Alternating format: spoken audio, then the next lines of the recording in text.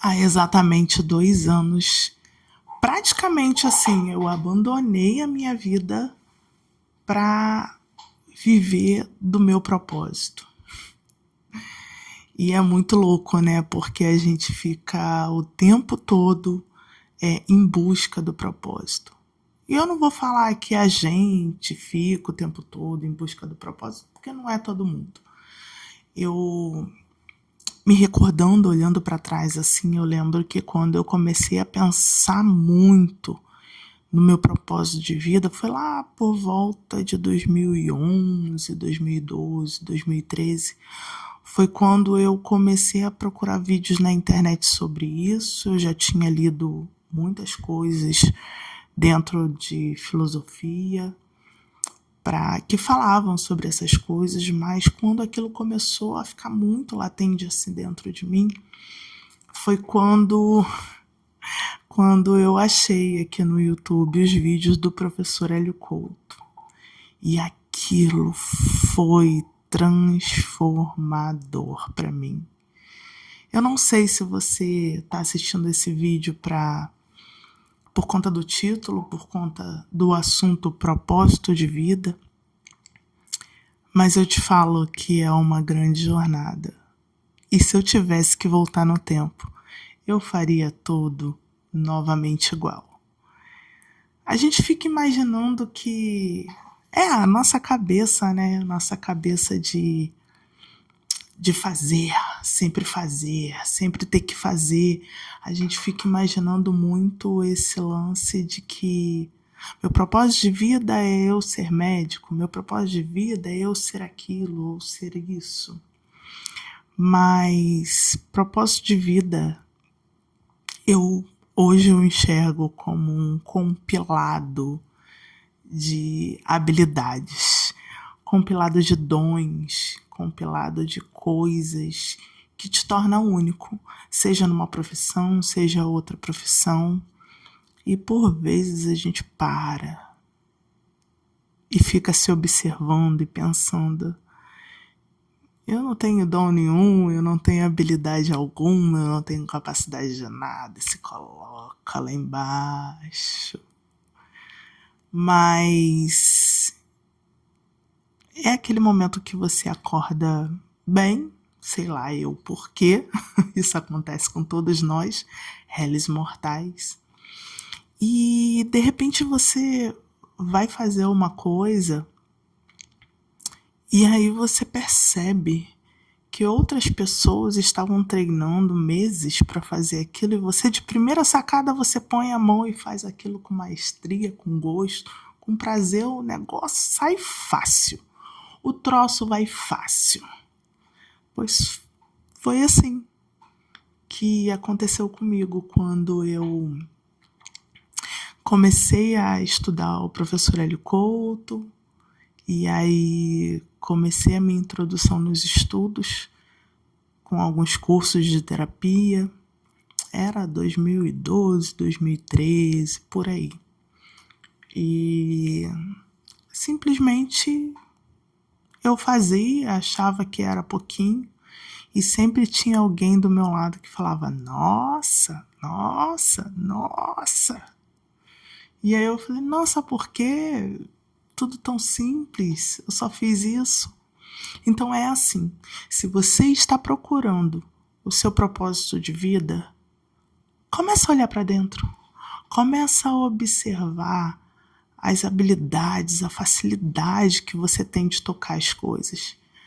Sai desse rótulo que tem que ser isso, que tem que ser aquilo, que tem que estar nessa profissão ou nessa profissão. Porque mesmo quando eu trabalhava na enfermagem, eu acho que o meu olhar analítico para o paciente, para o familiar, para o colega, já era ali o meu dom. E o meu propósito de vida meio que veio se abrindo no campo das terapias, acho que um pouco dessa forma. Eu até tentei cursar psicologia, mas, né, a vida nos surpreende. E aí você fica chateado e tal. E aqui estou eu, na área das terapias. E mais uma vez, se você é simpatizante das terapias ou é terapeuta e anda se perguntando se esse negócio é para você, eu te convido a se observar com carinho, a entender quais são as suas habilidades, como que é o teu olhar analítico, não só para teu cliente, se você já está formado, mas para as coisas, para as pessoas. Eu, por exemplo, desde criança, eu passava na rua e se tinha uma porta aberta, portão, janela de alguém, eu olhava para dentro da casa da pessoa e ficava reparando. E na minha cabeça eu ficava pensando assim, sabe? Igual aquela frase do Globo Repórter. Como vivem? Do que se alimentam? Como se expressam? Qual é a lei que está sobre aquele lugar?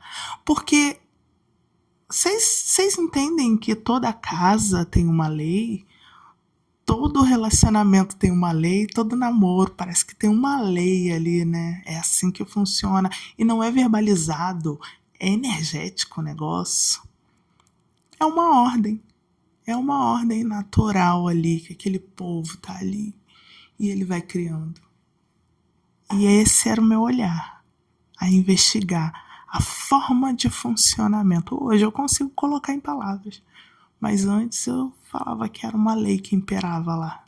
Era uma lei que estava sobre aquilo ali. E hoje eu uso a palavra egrégora, porque se você está aqui assistindo esse vídeo, você faz parte dessa egrégora. Esse assunto muito lhe interessa, muito que bom, muito que bem. E você faz parte dessa egrégora. Que egrégora, Thay? A egrégora dos pensamentos, a egrégora da análise, a egrégora que quer e gosta e sente prazer e compreende com ar de curiosidade o funcionamento das coisas, do ambiente, de uma empresa, de uma família, de uma pessoa, de uma criança.